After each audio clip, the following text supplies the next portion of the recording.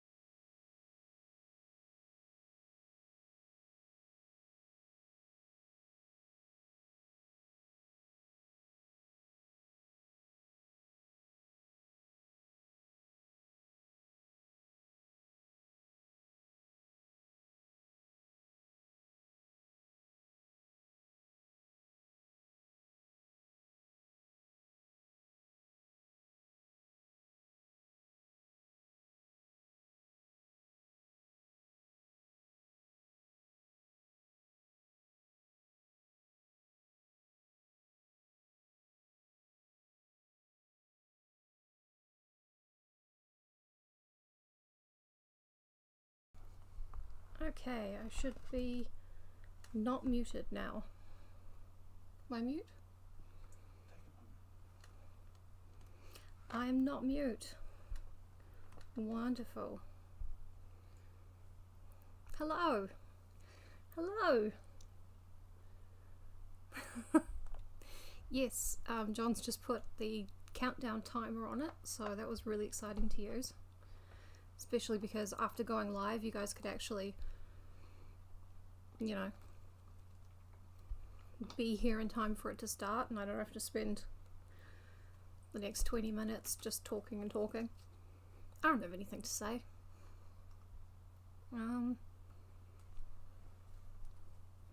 Just adjusting my wig and a little view there. It's fine.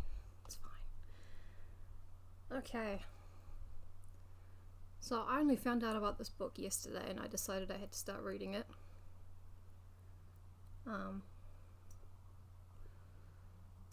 Why not? Because I haven't been doing anything.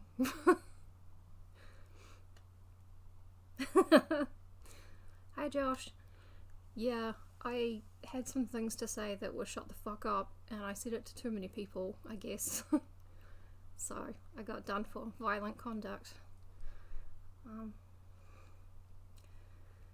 Still, there are worse things to say on Twitter, as we have learned from Elon Musk. The man who is unloved. The man without dignity. Alright, I'm going to be a little bit rusty at the live reading, so... But yeah, this book was written by just some housewife in the 1880s or something. She got her husband to publish it as a favour. As most divorced men, yeah. And it was noted for being the fucking worst book out there. Critics absolutely savaged it, and she just pulled the Stephanie Meyer of going, you don't understand. Like, you don't get it. It's actually really deep. But Tolkien, C.S. Lewis, all of their group, they used to get together, have competitions to see who could live read it the longest without cracking up. So, you guys will be with me on this journey. It's called Irene, Iddesleigh by Mrs. Amanda McKittrick Ross, which was a pen name for someone with an equally boring name. 1897.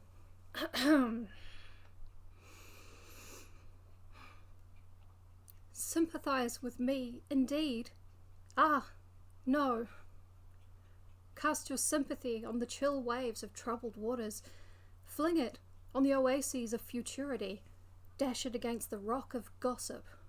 Or, better still, allow it to remain within the false and faithless bosom of buried scorn. Such were a few remarks of Irene. She's saying this out loud. Oh fuck, I lost. Alright, we're gonna keep going though. I get 3 strikes.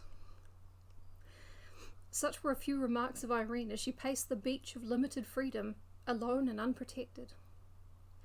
Sympathy can wound the breast of trodden patience. It hath no rival to ensure the feelings we possess, save that of sorrow. What? The gloomy mansion now we're at the mansion. The gloomy mansion stands firmly within the ivy-covered, stoutly built walls of dun fern, vast in proportion and magnificent in display. It has been built over 300 years, and its structure stands respectably distant from modern advancement, and in some degrees it could boast of architectural designs rarely, if ever, attempted since its construction. Yeah, that is the beach of limited freedom. The entrance to this beautiful home of Sir Hugh Dunfern, the present owner, is planned on most antique principles. Nothing save an enormous iron gate meets the gaze of the visitor, who at first is inclined to think that all public rumours relative to its magnificence are only the utterances of the boastful and idle, nor until within its winding paths of finest pebble, studded here and there with huge stones of unpolished granite, could the mind for a moment conceive or entertain the faintest idea of its quaint grandeur. Hi, Charity. I do love big rocks of unpolished granite. They do scream luxury to me. Thank you, Flora. Beautiful, however, as Dunfern Mansion may seem to the anxious eye of the beholder, yet it is not altogether free from mystery. Whilst many of its rooms, with walls of crystal, are gorgeously and profusely furnished, others are locked incessantly against the foot of the cautious intruder, having in them only a few traditional relics of no material consequence whatever, or even interest to any outside the ancestral line of its occupants. This is all but unnecessary, I think. It has often been the chief subject of comment amongst the few distinguished visitors welcomed within its spacious apartments, why seemingly the finest rooms the mansion owned were always shut against their eager and scrutinizing gaze, or why, when referred to by any of them, the matter was always treated with silence. That was a sneeze. I just really like the idea of going, hey, so how many of these rooms do you live in?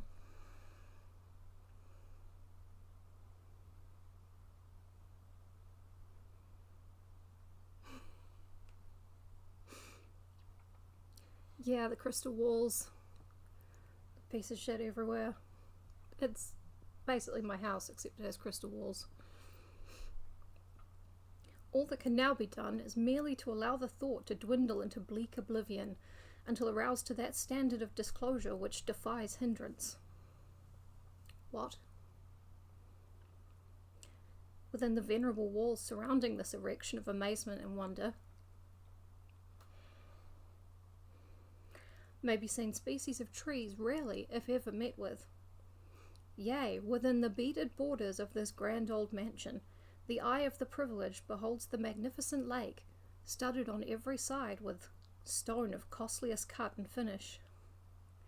The richest vineries, the most elegant ferns, the daintiest conservatories, the flowers and plants of almost every clime in abundance, the most fashionable walks, the most intricate windings that imagination could possibly conceive or genius contrive.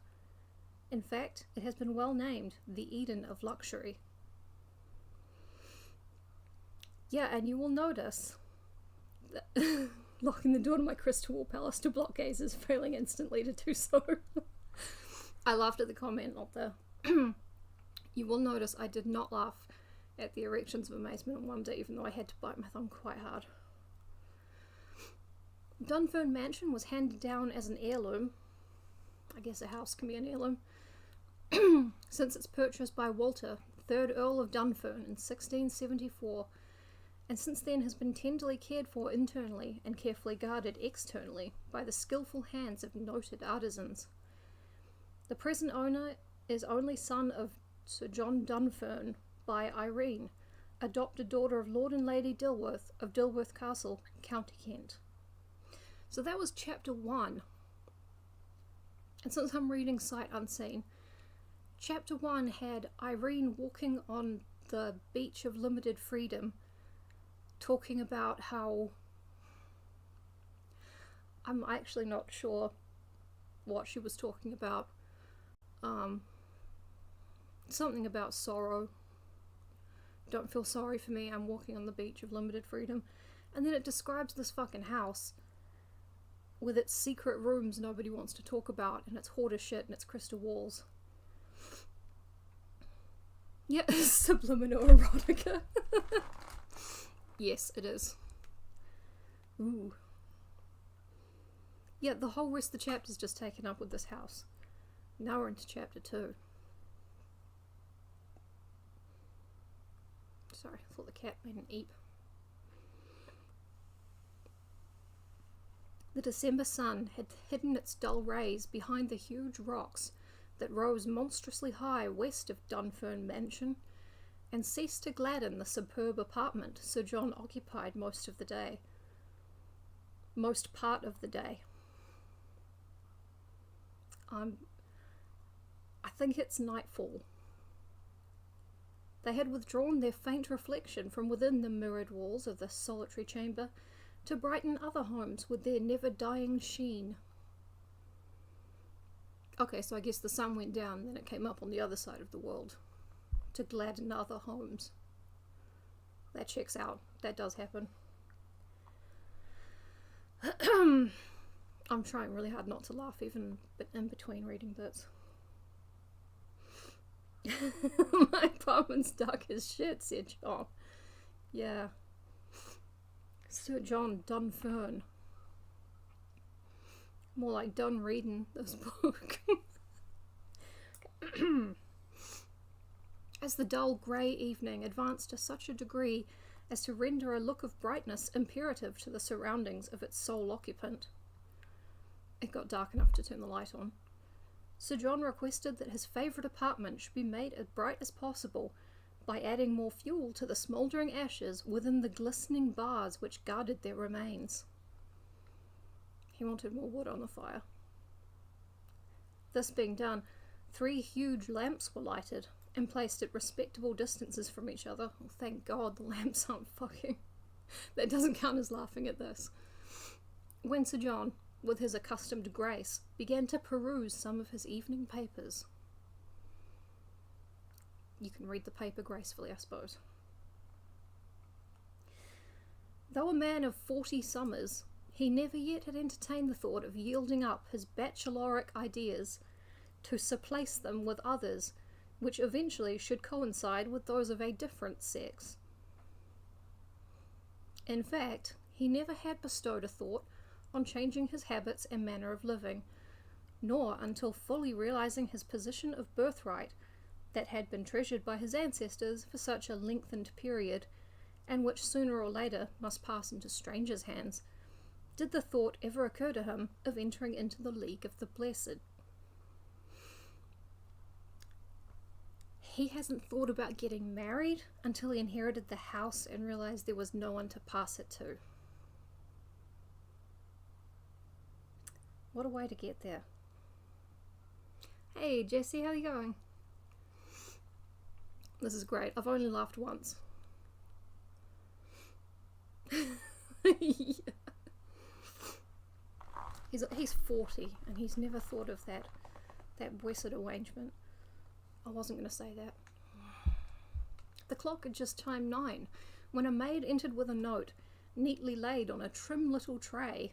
Oh, you saucy bitch. Which she placed on a table close beside her master and then retired. It was rather unusual for him to receive letters so late in the evening, nor until he was in full possession of its contents he could not form the faintest imagination of its worth. Yeah, I often find it hard to know what letters are about until I've read them. And I know what's in them, and then I think, is this an important letter or not an important letter? Like, I usually can't tell until I've read it.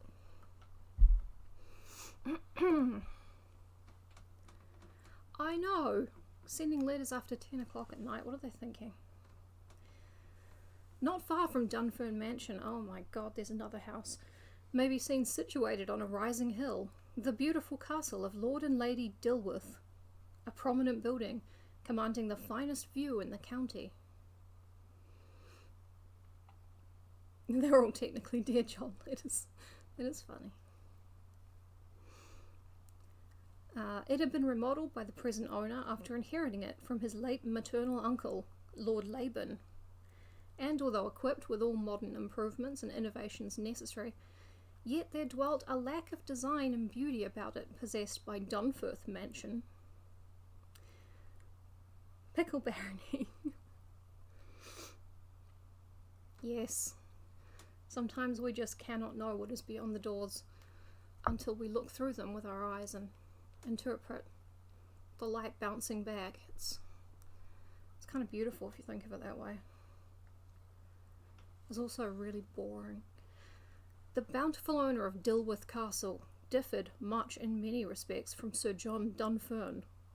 All we know about this guy is that he's 40 and he's not clairvoyant. Maybe this guy's 39 and clairvoyant.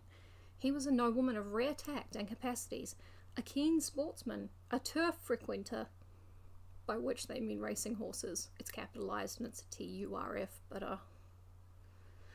an ardent politician, and in fact a lover of everything, which served to promote the interests of his extended and varied social circle in particular, and entire community in general.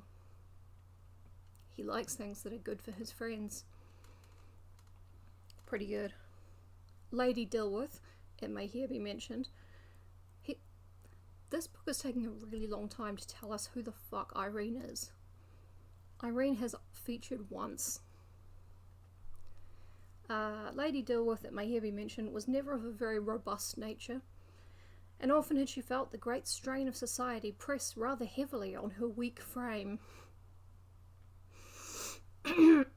So much so as to render the adoption of the subject of this book indispensable.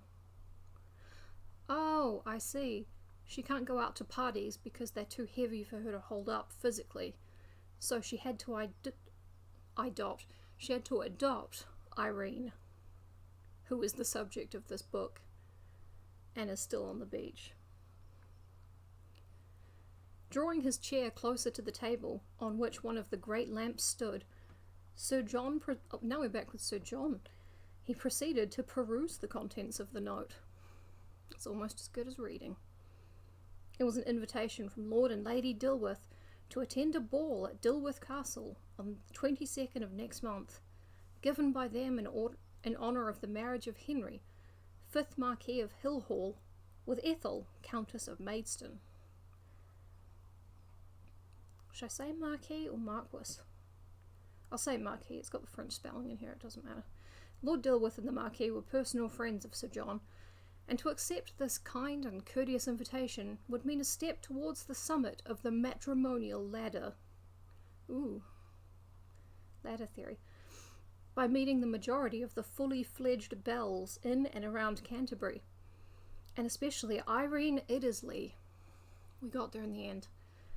Lord Dilworth's adopted daughter, more generally known as the Southern Beauty. Yeah, her main characteristic is that she's from the south. Sorry, I'm trying to get my foot comfortable.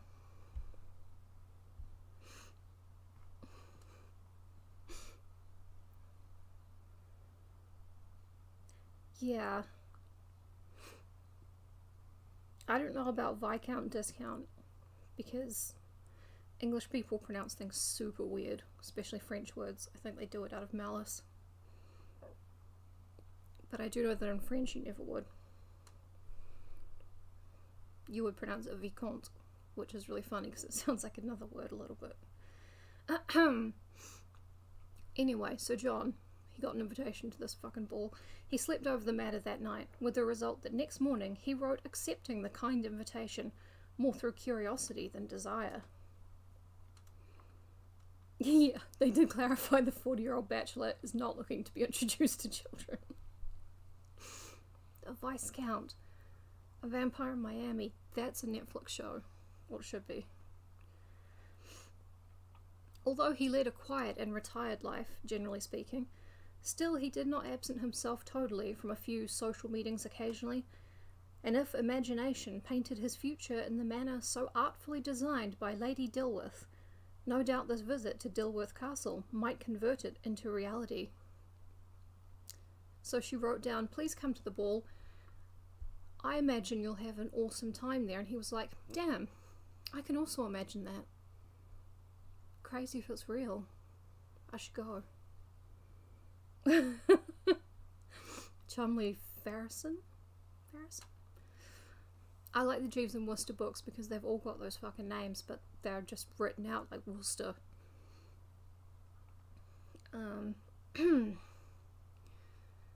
Oh, and after we've spent about a chapter having Sir John eventually read a note, in the next paragraph he's there, arriving at the elegant castle. With its tower of modern fame and spires of Gothic structure, Sir John was met in its great hall by the genial hostess, who conducted him to the brilliant reception room, superbly laid out for the comfort of its guests, and being the first to arrive... was thus afforded a good opportunity of inspecting the many valuable relics and works of art that adorned its huge and velvety walls. I think she just means items.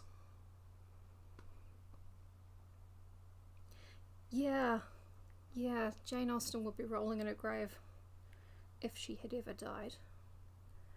On the centre wall, right opposite where he sat, hung a painted portrait, life-size, an admirable production of the well-known artist Pito. Okay, well, péter is a French verb meaning to fart, so that is pretty funny. And not knowing where such an original of perfection and beauty could be found, he resolved to inquire, when opportunity offered, whose portrait it might be. Oh, I know. It is pathological how she describes things. At this stage, the numerous guests began to assemble, including the majority of the leading gentry in and around Canterbury, as it was looked upon as the chief social event of the season.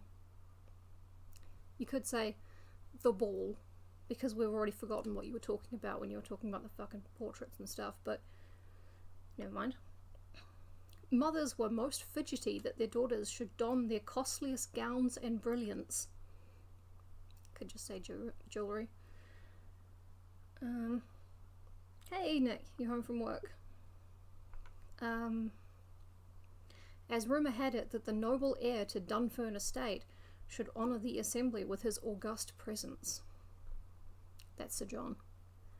Report gained ground that Sir John, having quietly crept out of boyhood for a lengthened period, would end his days harnessed singly, but idle gossip, flying at all times kite high, soon gave place in the wavering minds of society belles to that of more serious consideration and welcome expectancy.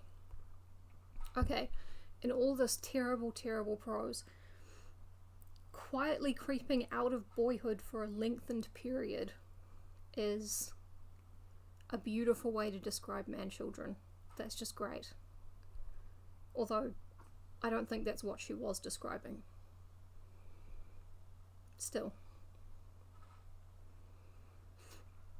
On being introduced to all those outside his present circle of acquaintance on this evening, you know, some evenings you get introduced to all the people you already know, that's kind of boring. And viewing the dazzling glow of splendour which shone through spectacles of wonder in all its glory, ? Sir John felt his past life but a dismal dream, brightened here and there with a crystal speck of sunshine that had partly hidden its gladdening rays of bright futurity, until compelled to glitter with the daring effect they soon should produce. ?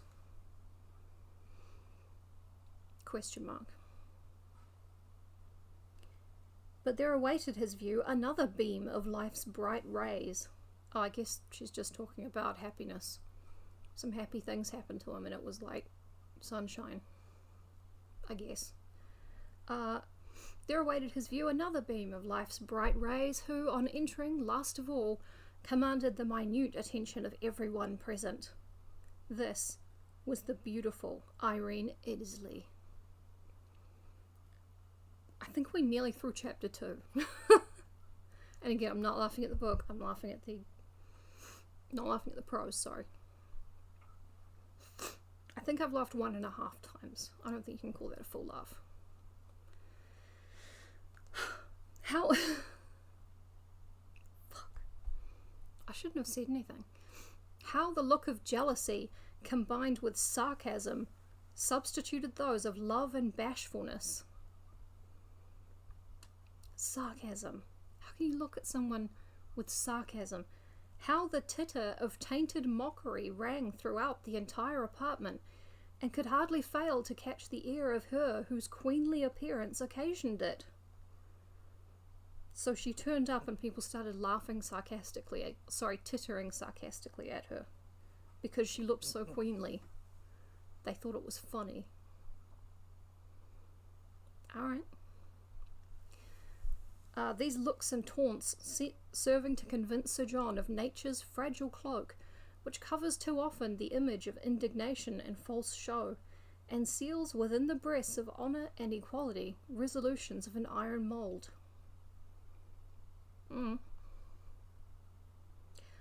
On being introduced to Irene, Sir John concluded instantly, without instituting further inquiry, that this must be the original of the portrait so warmly admired by him.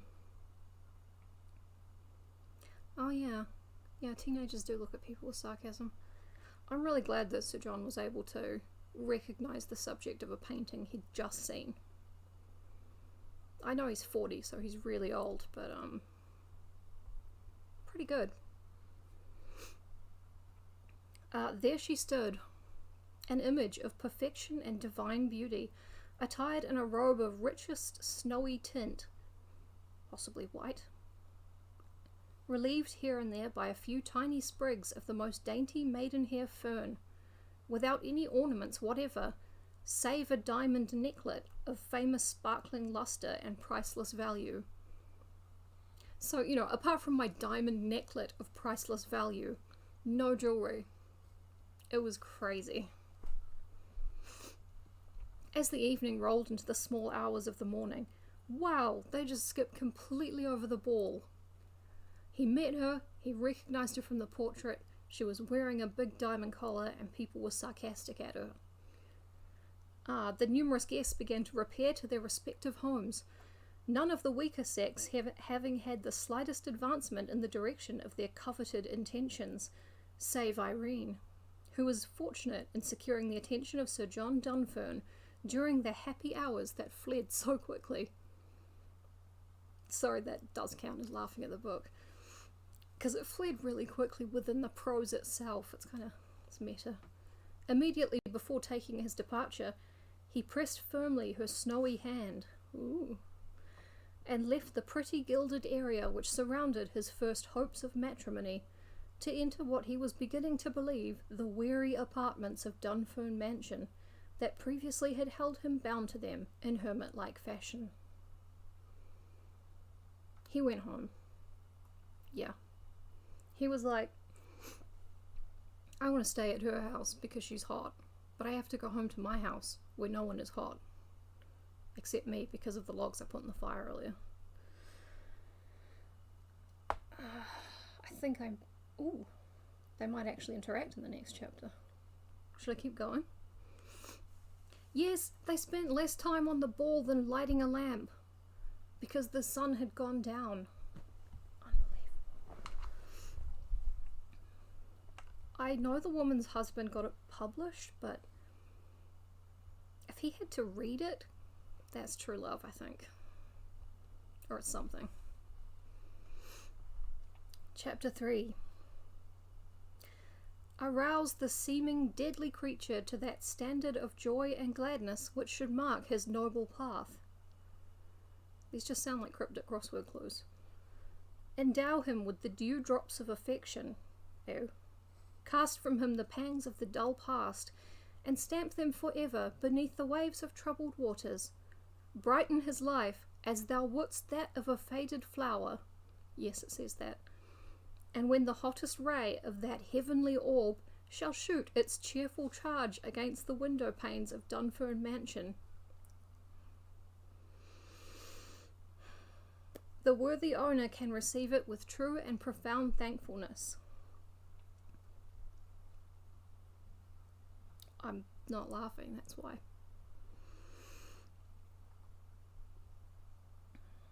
Some kind of deadly creature, doesn't matter.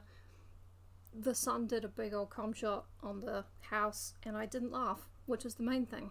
So, pretty good. Oh, thank you. Thank you for posting it on Blue Sky. Yeah, it is. I think this lady must have been extremely repressed, like so repressed that she wrote a romance book. I think that's what it is. And put all the sexual tension into the sun and our house.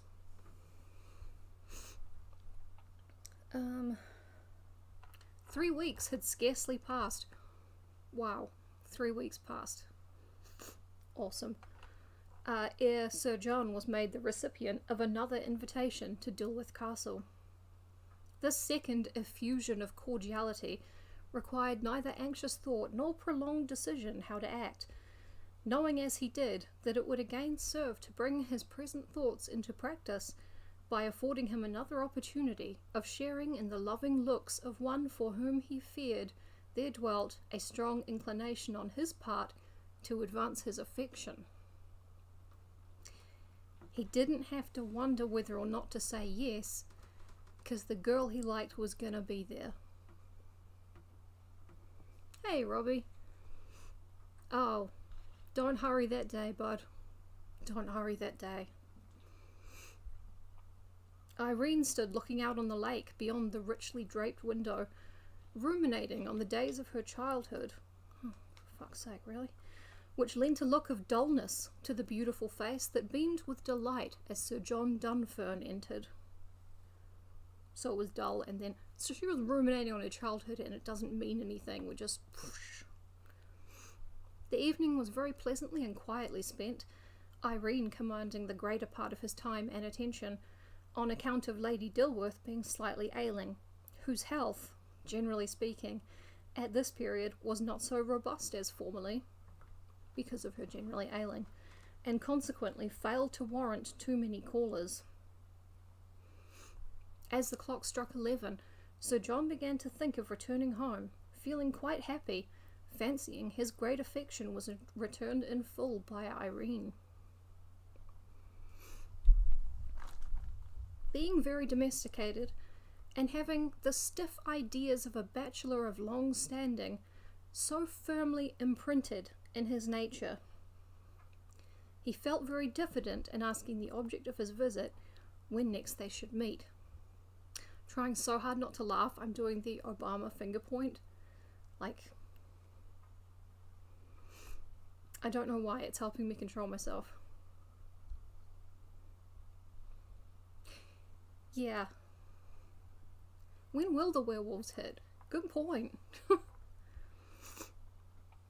But Lady Dilworth entering before taking his departure, I believe Lady Dilworth entered the room before Sir John could take his departure, or she changed gender mid-sentence, it doesn't matter, that's her business, or his business, saved him putting the shy question by placing herself in his position and demanding the required reply. So she asked him if he'd come back. Good. Sir John promised without further ceremony to visit them more frequently in future, and left their midst with hasty step, lingering in the hall to cast another look at the lovely form which stood not far distant. It's the girl. Leisurely leaning back in his carriage, and burying himself in his great and costly cloak, demanded by the night's icy aspect, he rolled along towards his home, drowned in sweet thought of the beautiful girl whom he only recently knew, but whose regard for her, raged with such rambling anxiety as to convince him of the propriety of making her aware how he meant to play the part of lover.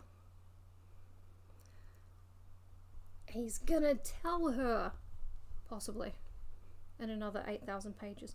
Oh my god, I clicked back! Oh, fuck. Don't worry, we'll get there. The house, the son's doing the big old cum shot. He's going home. Okay. Until now, he was inclined to be prejudiced against the snares and allurements of women.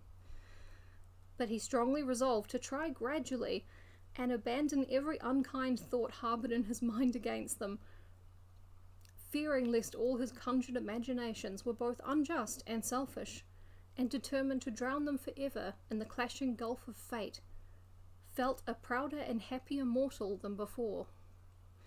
So he's trying to unred pill himself. He's got a lot of ideas about women that he knows are fucked up, and he's like, wow, I'm gonna have to change that before I get a wife. Yeah. Yep. No longer will he be in cell. He's gonna... But time would solve the problem and heal the wound which penetrated so deeply his bosom. Yea, a short time he hoped would bring his creeping fever of endearment under the binding stay of appointed authority, and heal its weakening effects with the sacred salve of truth. He's hoping if he just waits, he'll be married to her. I mean, it could happen. It could happen. You could wait that long and wake up one day and, oh, she's in the house. It happened. Pretty good.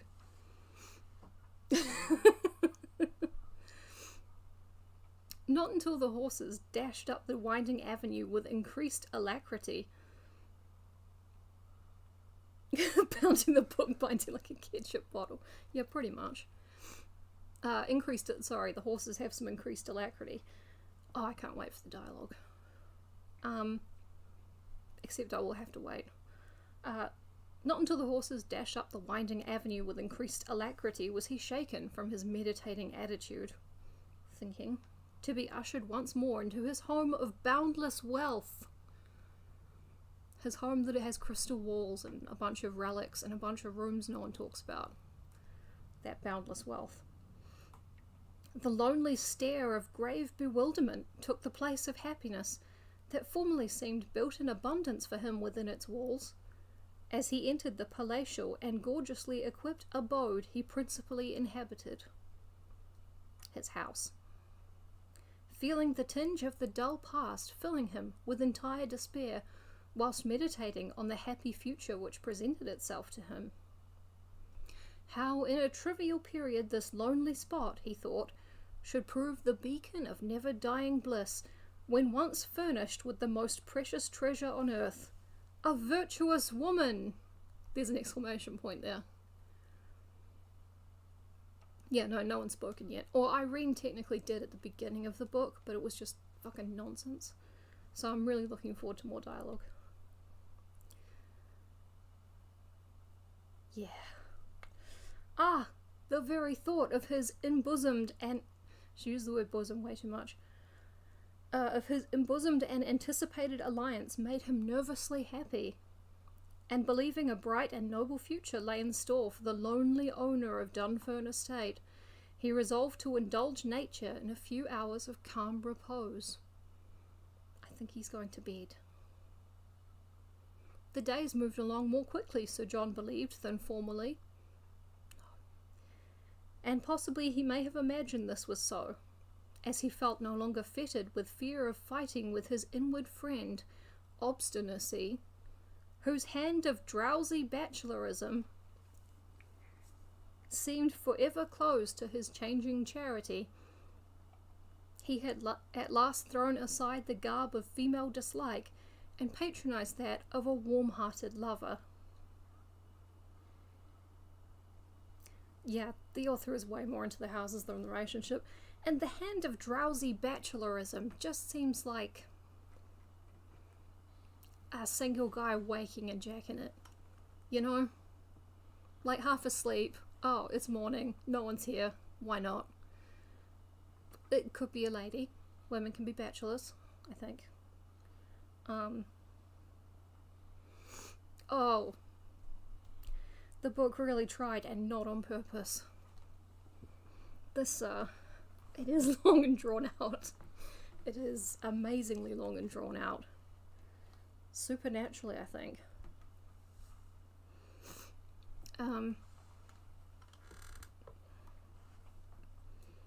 Oh dear. Sorry, I was gonna sneeze. Yeah, I'm not gonna sneeze. Fuck, okay. Yes, if there could just be a picture. Anyway. Plot twist. Irene did not lead Lady Dilworth to believe that she really cared for Sir John. And when his name cropped up occasionally, she allowed herself always to keep the coast of conversation clear that would likely convict her views most, and managed cleverly thereby to deceive the friend who came not a day too soon to her rescue. yeah, I don't know if she likes him or doesn't like him. Either way, she's trying to conceal it from her. Oh my god, graphic novel of this thing would be amazing. Perhaps had Lady Dilworth proved less concerned about the orphan charge she freed from a life of toil, apparently. That's in the book. Apparently. Like, she was like, oh, I could write her backstory, but I don't know. I think she probably rescued her from some fucking toil or something. I don't know.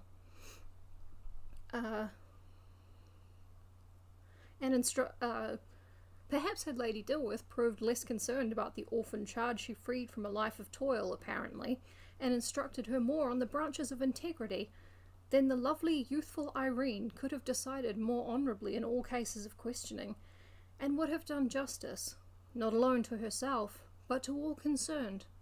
But, like many others similarly surrounded with lovers, battling in the war of extremes, and encompassed on all sides with apparent luxuries, she was confident she would some day come off victorious by acting the clever Corinthian.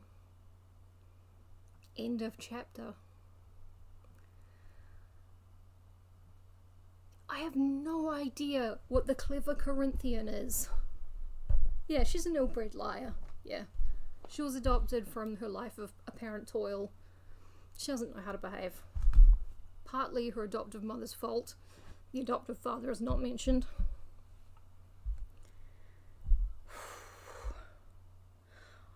I'm going to keep reading until there's dialogue. Unless I die. Wait, how long have we been going? Oh, we've been going for over an hour. Oh no, half an hour if that was countdown. Yep. Okay. Chapter 4. When on the eve of glory, whilst brooding over the prospects of a bright and happy future, whilst meditating upon the risky right of justice, there we remain, wanderers on the cloudy surface of mental woe, disappointment and danger, inhabitants of the grim sphere of anticipated imagery, partakers of the poisonous dregs of concocted injustice. Yet such is life. That's just a paragraph that exists. That is an opening paragraph to chapter 4, and then it goes on.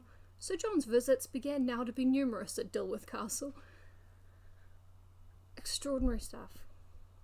Such is life. Anyway, visiting.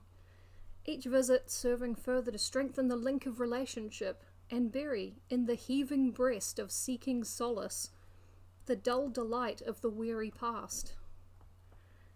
As the weeks wore on, he reckoned them only as days. Lucky him. When comparing their loving length with those of the bleak years he tried to enjoy alone, before taking such steps, yes, serious steps, as those fancied by the would-be bachelor. Isn't he the would-be not bachelor? Because this woman probably had to write this out by hand. All of it. I know. I don't know what a quantitative text analysis really is, but if it says when a book is dumb and crazy, this is gonna ping.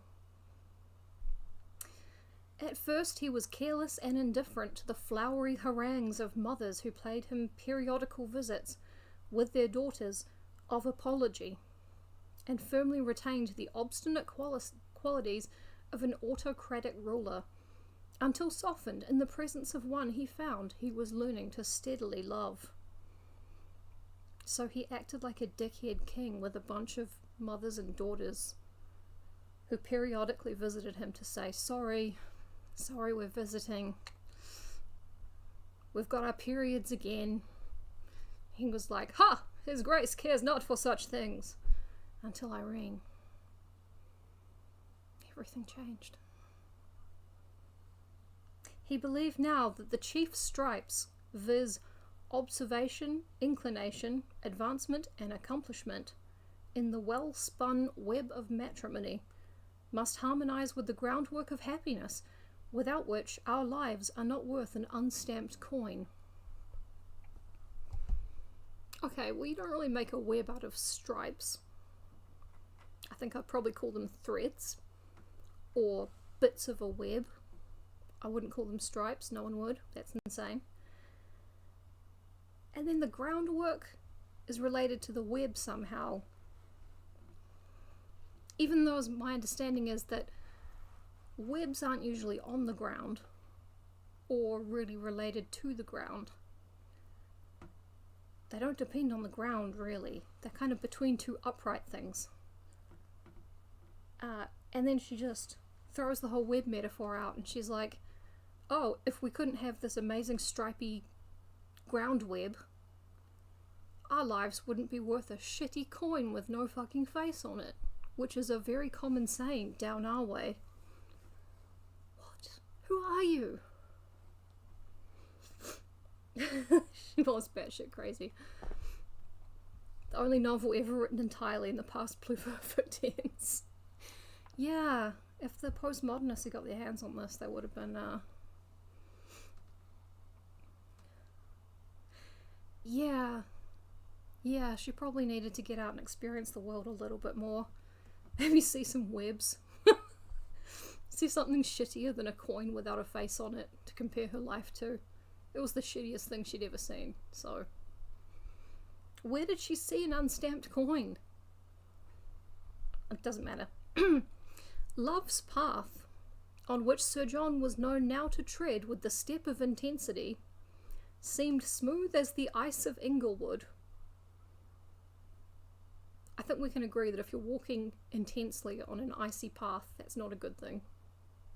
But that may be something else that she'd never experienced. Oh, so pent up. I wonder if this helped. There were no obstacles in his way of which he was yet aware, save imagination. This also was chased from his mind by the evident and ample return of Irene's polished affection, the foul gloss of which he failed to notice, and whose pretensions were so cleverly carried out as to defy detection. She's just pretending to like him. It took us so long to get here. Dated a guy from the Mint. He made so much money. Oh my god. Oh, Irene was an accomplished and clever girl, and well able to sustain her hidden regard throughout for one who for years previous had been endeavouring to remove the great barrier of position which blocked his path of approach towards her affection. She's in love with the poor dude. As yet her parentage was totally unknown to Sir John. Still, he felt it must not have belonged to the rude and ridiculous, since she possessed all the qualities, outwardly, and features of a highly refined race. I know I think of poor people as rude and ridiculous, because I'm poor, and I'm rude and ridiculous. So that all checks out. And when only a girl of 11 summers, she described him as a guy of 40 summers. Why summers? Why not? She was 11, why not a lot of things? Let's put that away. When only a girl of 11 summers, when the worthy hand of benevolence, friendship, and love clutched the tiny fingers of absolute want.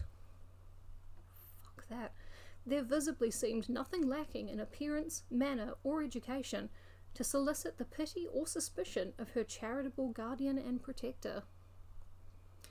I don't think kids who are 11 have tiny fingers. They're smaller than an adult's fingers, yes. But when I think of tiny fingers, I'm thinking of like a 4-year-old. I can't believe that's my main problem with this right now.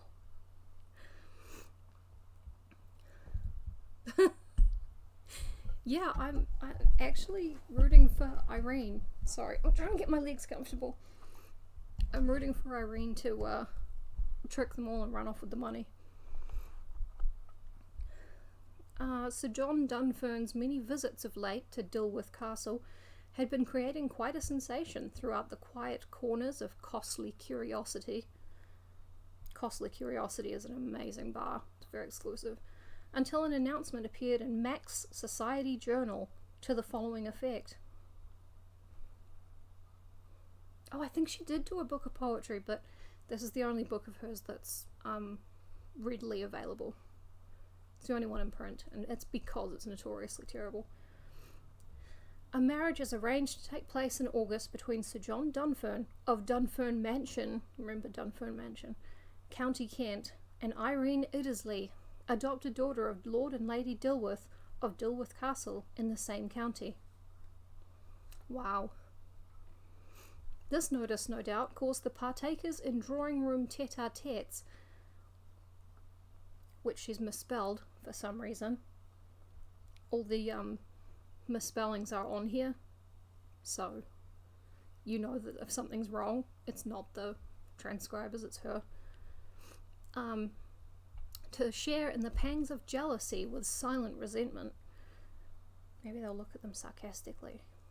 Perplexity, a little, would find refuge within the homes of many who led society by the string of superficial show and pompous importance, and during the interval that elapsed between such an announcement and its important celebration, many and infamous were the charges poured forth against Irene Iddesleigh. There still hasn't been any dialogue. Yeah, there should be a jump scare like in Cat People. I'm not going to put a jump scare in.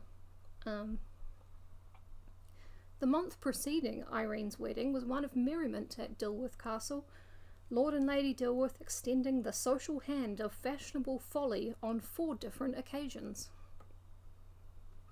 They had some parties, I think. They seemed drunk with delight that Irene, whom they looked upon as their own daughter, should carry off the palm of purity, whilst affluence, position, and title were for years waiting with restless pride to triumph at its grasp. No. It was at the second of these social gatherings that the first seed of jealousy was sown within the breast of Sir John Dunfern, and which had a tendency to remain, until it gradually grew to such a rapid state of maturity as to be rooted, if possible, forever from its dusty bed of ambush. Okay.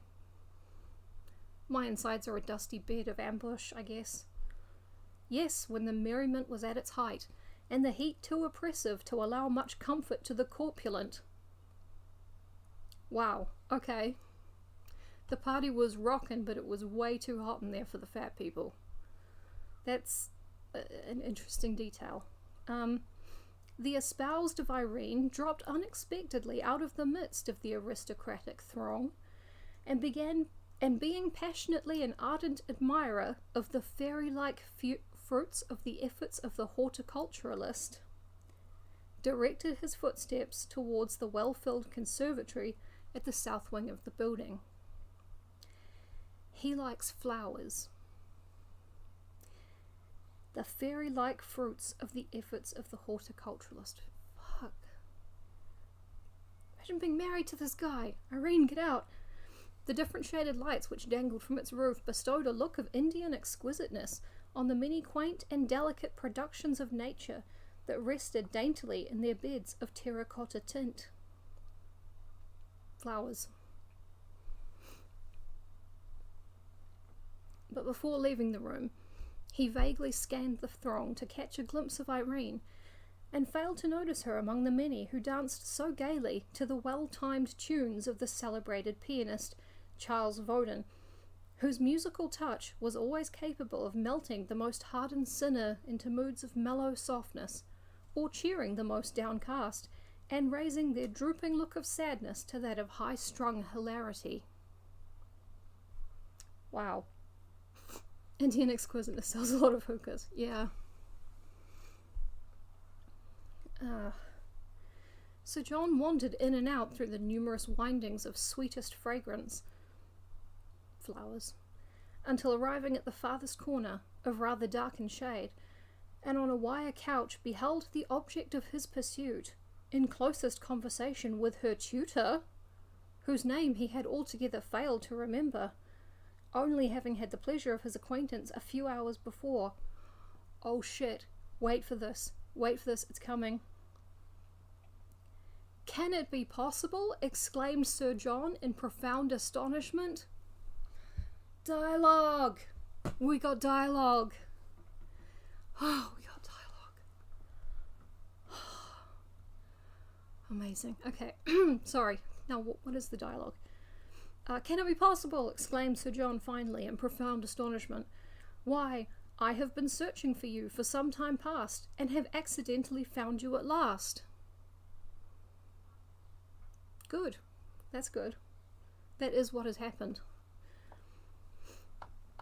It's not dialogue until someone replies, fuck! Fuck, I'm not seeing any reply. Irene, rising to her feet in a second, was utterly dazed, and had the dim lights showed her proud face to advantage, the ruddy glow of deepest crimson guilt would have manifested itself to a much greater degree. Making multitudinous apologies, etc. My God, if you'd only used that word etc. more times, all the times. She at once joined Sir John, who led her back in apparent triumph to share the next waltz. Yeah. The chapter's just about to end. She's not replying.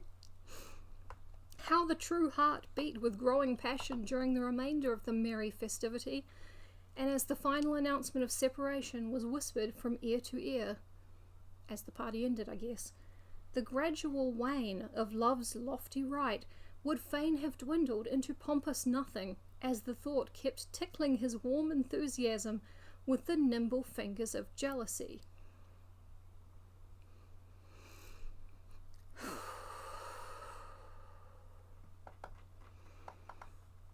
drawing on all my training with my sensei. I'm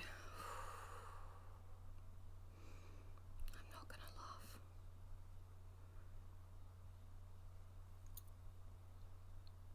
laugh.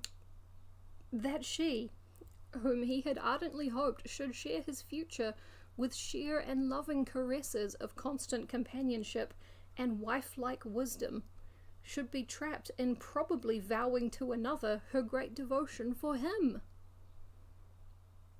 Wife-like? Is he not planning to actually marry her? But better allow the sickening thought to die on the eve of insult, rather than live in the breast of him who, at no distant date, would hear the merry peals of wedding bells ring with gladness, and naturally rejoice at the object of their origin. He should be jealous. He should be happy because he wants to get married. And the bells would be like, time to get married, and he'd be happy because he'd want to get married. Oh my God, I can't believe I didn't laugh at that. That's amazing. I think that should burn one of my laughs from earlier. I'm just scrolling. Oh my God, there's more dialogue in the next chapter. Not enough for me to actually see what it is. It's still sight unseen, as is my, But there are quote marks. But we've been going for about an hour now, so... Should we wrap it up? I'm still enjoying it. You guys still enjoying it?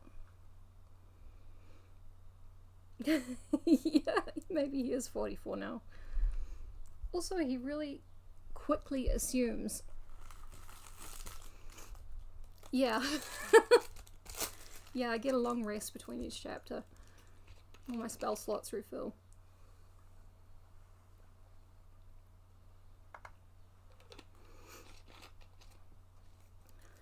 Yeah, if I were reading this on my own, I would have stopped reading this on my own a very long time ago. Because of course I would. Alright, we'll keep going. It's not dialogue till someone talks back. Oh God. Chapter 5. Our hopes, when elevated to that standard of ambition which demands unison, may fall asunder like an ancient ruin. When you want to get married, sometimes it falls apart like an old piece of shit building. They are no longer fit for construction unless on an approved principle. Just going more with the house metaphor. They smoulder away like the ashes of burnt embers, and are cast outwardly from their confined abode, never more to be found, where once they existed only as smouldering serpents of scorned pride. Okay, so your hope of getting married might fall apart like a shitty house and turn into snakes. That checks out. Yeah, nothing till chapter 4. Chapter 5, we may get proper dialogue, don't know yet. The little chat that Irene apparently enjoyed in the conservatory, apparently, yes, we did not see it, would gladly have become an act of forgetfulness on her part, had not Sir John reminded her of its existence a few days afterwards. The spark of jealous passion had not fully died out after the incident referred to, you know, the one we just referred to, and awaiting silently its decease, Sir John almost had grown a mourner to its imagined demise, following its undying remains so far as the village of Opportunity, wherein it was again to revive and shine as luminously as before. Okay, so he got jealous and then he had an imaginary funeral procession for his jealousy, which wasn't dead. And then it got up and it was alive again. We hope. We hope. It happened about 3 weeks preceding the day set apart for their holy union. Shit, you're leaving it a bit late, buddy. On Sir John arriving at the castle, he was informed of Irene's recent exit, and gently turning away, he resolved to have a stroll in the tastefully laid out gardens with the sole object of meeting her. You go to a girl's house, they say she's not home, you're like, I'll probably find her in the garden. She definitely wants to see me. Yeah. Oh man, Irene, she was talking to a guy in the greenhouse. That's right. And I held a funeral for my jealousy until it turned into snakes. No, the other way around. I held a house fire for my hope till it turned into snakes. And that... fuck it. Walking leisurely along, and stooping to pick up some fallen fruit, he suddenly heard a faint sound issue amongst the trees. Remaining breathless for a few seconds, lest he might be deceived by the rippling sounds of the adjacent waves. The rippling sound of his waves of breath. He again heard the same sweet strain, but of much longer duration than before, and quietly moving towards the spot whence it issued, another sound met his ear in the distance, which seemed to be the hasty tread of someone making good an escape.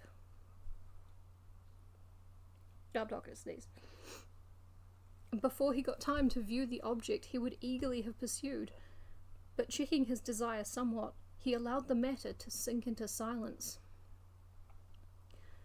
Boldly moving towards the spot where the sound of music issued. It was music. It was music the whole time, and then a guy running away.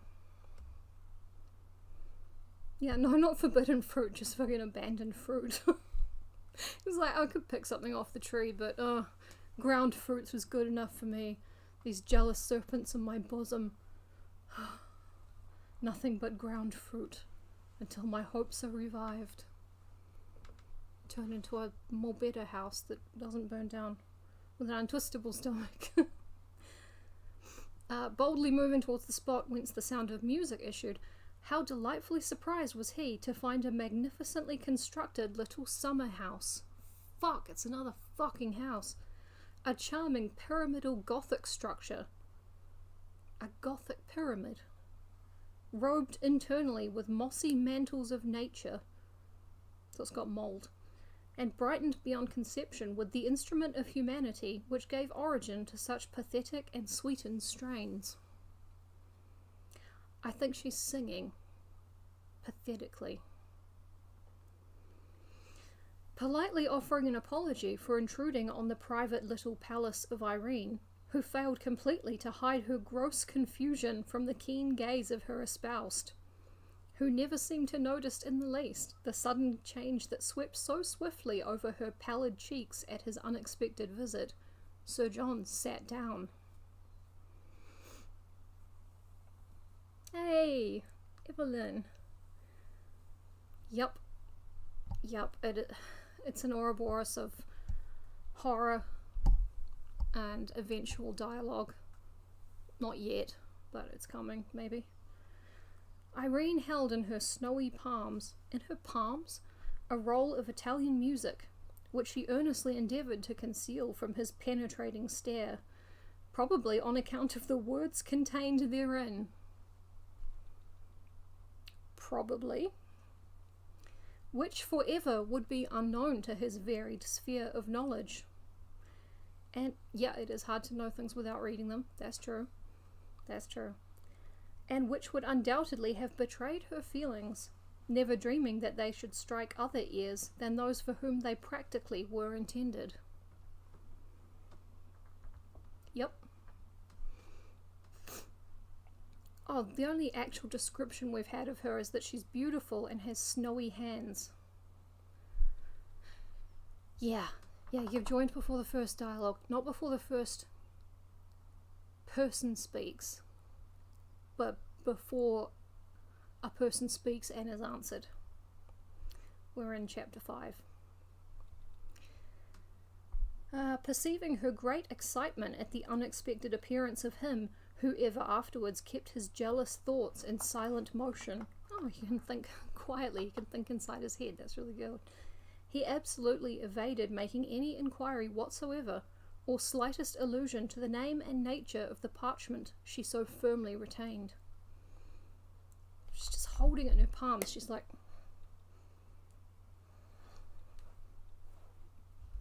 Odd. Sir John chatted gaily until he gained good ground for delivering to her the message that instinct had so prompted him to utter.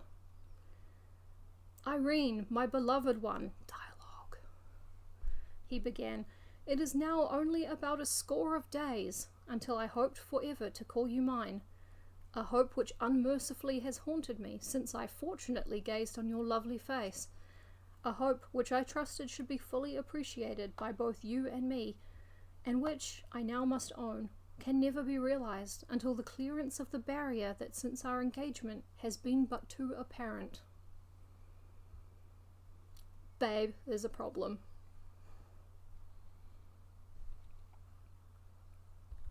No, not paid by the line at all. This is just some guy's wife who wrote this insane novel and he published it, universally panned. The Inklings read it out as like a dare. It's amazing.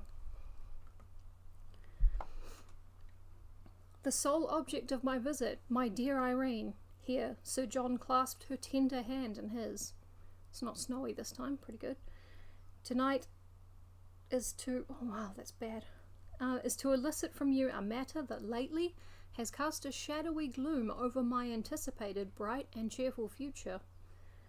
I am not one of those mortals who takes offence at trifles, neither am I a man of hasty temper or words. Quite the contrary, I assure you. I also refer to myself as a mortal.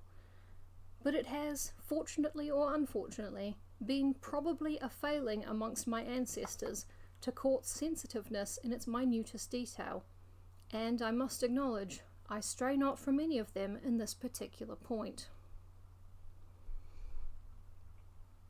All my family are super sensitive crybabies, and so am I, probably. I must acquaint you, though it pains me deeply to do so, that lately you have not treated me with such respect or attention as you certainly lavished upon me before the announcement of our engagement, and for what reason or reasons I now wish to be apprised. Not mad, just disappointed. Yep. You seem, when in company with others, to ignore my remarks to you entirely. Hoo, cold. And treat them with proud disdain, as if shame took the place of pride at my wordy approach. He means talking. His wordy approach is talking, and she just blanks him. That is powerful. That's amazing. Yeah, they're engaged. They're going to get married in 3 weeks. And now he's bringing it up. So babe, how come whenever we're like hanging out with people and I talk to you, you pretend I'm not there? Is our marriage going to be good? Are we going to have a happy marriage? I'm starting to think there might be a problem. I felt and do feel quite hurt, and am resolved that no such repetition shall take place in future. I promised to be at the castle last night, but unfortunately I felt indisposed. Not really relevant. and also that I wish to have a thorough understanding relative to your recent conduct, and which has pained me acutely. I should not have ventured out of doors this evening either. So he's sick, but he's coming out anyway. Yeah, she's not replying. Like, this is all him. I thought it was going to be dialogue. Like, a duologue. I was, in consequence, obliged to write to you last night, asking a written reply which you failed to give. And this evening, instead of being doubly rejoiced at my presence, you, on the contrary, seemed doubly annoyed.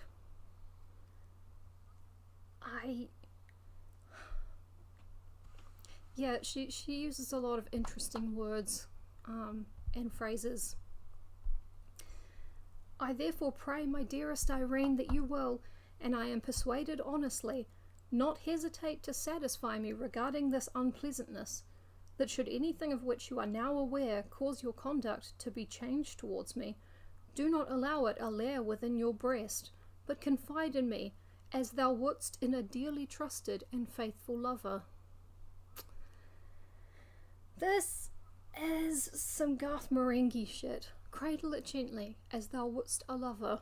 Like, I can't not think it every time she does this. At this stage, Irene began to consider seriously the earnestness that accompanied the words of Sir John. Knowing well she had been guilty, grossly guilty, of the charges with which he impeached her, and which were mixed with childlike simplicity, descriptive only of a world-famed bachelor. He's world-famous. She pondered whether or not honesty should take the place of deceit, too often practiced in women, and concluded to adopt the latter weapon of defence. Oh, Irene, not deceit. Raising her hazel eyes to his, oh, another descriptor.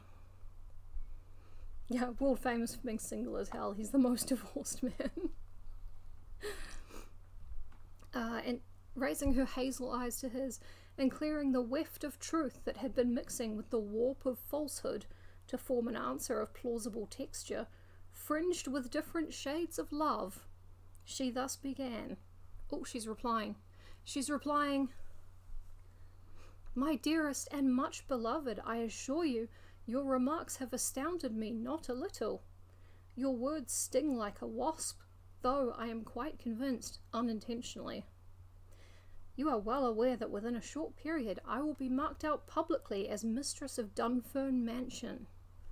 I feel like we should play a sound effect of like holiness every time Dunfern Mansion is mentioned. An honour revered in every respect by me, an honour to which I at one time dare never aspire. Not dared.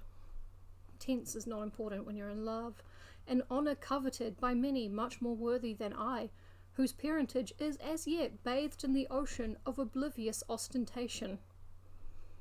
Until some future day, when I trust it shall stand out boldly upon the brink of disclosure, to dry its saturated form and watery wear with the heat of equality. I'm adopted and no one knows who my parents are, but someday I hope they find out. You are about to place me in a position which cannot fail to wring from jealousy and covetousness their flaming torch of abuse. Yes, Sir John, on me you have not ceased to lavish every available treasure and token of your unbounded love. You have been to me not only a loyal admirer, but a thoroughly upright and estimable example of life's purest treasures. You have resolved to place me by your side as your equal, whilst wealth in boundless store is thirsting for your touch. She's such a horny bitch, this woman. You have elevated my unknown position to such a pitch as to defy taunt or jeer, and at any time, if I may have seemingly ignored your advances, it was purely want of thought, and not through any underhand motive or scheme whatever. Oblivious ostentation.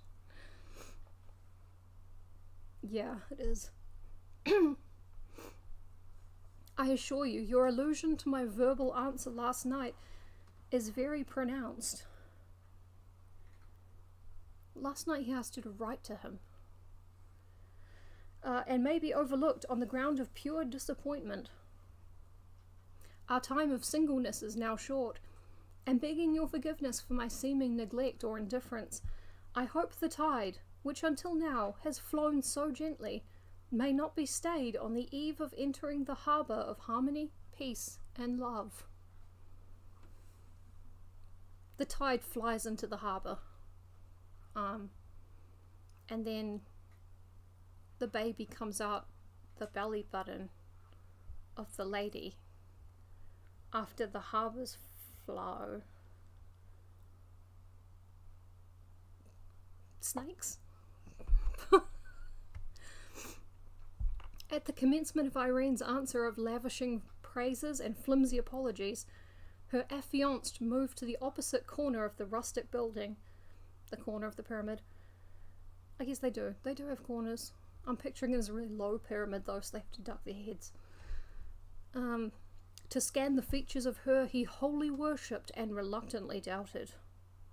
Every sentence the able and beautiful girl uttered caused Sir John to shift his apparently uncomfortable person nearer and nearer, watching at the same time minutely the divine picture of innocence, until at last, when her reply was ended, he found himself, altogether unconsciously, clasping her to his bosom, whilst the ruby rims which so recently proclaimed accusations and innocence met with unearthly sweetness, chasing every fault over the hills of doubt until hidden in the hollow of immediate hate.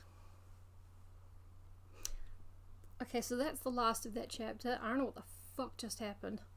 She's been talking, he's been moving steadily closer to her like a murderer, and then he gives her a big hug, and the ruby rims proclaiming, oh okay, his mouth, which had said some fucked up shit to her, met unearthly sweetness, which I believe is kissing. I think they were kissing. Hidden in the hollow of immediate hate is a little confusing.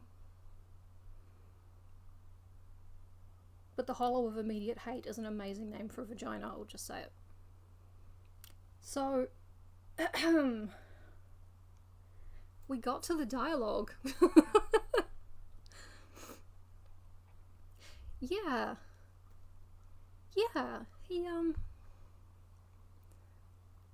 he doesn't seem to remember that the other guy ran off just now. He's like, what were those running noises earlier? Probably nothing. And also that letter she doesn't want to show me. It's probably, I'll never know. I'll never know unless I read it. She won't let me read it, so. Wow. Well, we did 5 chapters, and we went for an hour and 20 minutes, not counting the half-hour countdown, which I think worked really well. And I'm looking forward to doing the same countdown again. And now my voice is giving out. So the next thing I read will probably be either more of this, which is amazing, or more Teratome. It was a page turner. It was a scroller because it was on my phone. 5 chapters, 1 dialogue, 2 houses, and a Gothic pyramid. It's nice to be back. Oh, it's the baby. The baby's gonna be here to say goodnight. Good night. Shh, shh. You like it? You like it? Because you dance, dance, dance. You dance, dance, dance. John makes her dance better than I do. Mwah. He actually holds her upright and slinkies her. It's amazing. Oh yeah, like the video before leaving. That'd be cool. Yeah, she's big on dialogue. It's normally just screaming. It's always screaming. Thank you so much for being here, everybody. I did not expect 8 viewers. That's awesome. Especially after a really long absence. So, next time I'll do a different thing or the same thing. Be safe. See yous all. Love you too. Don't forget to smash that report button. Good night.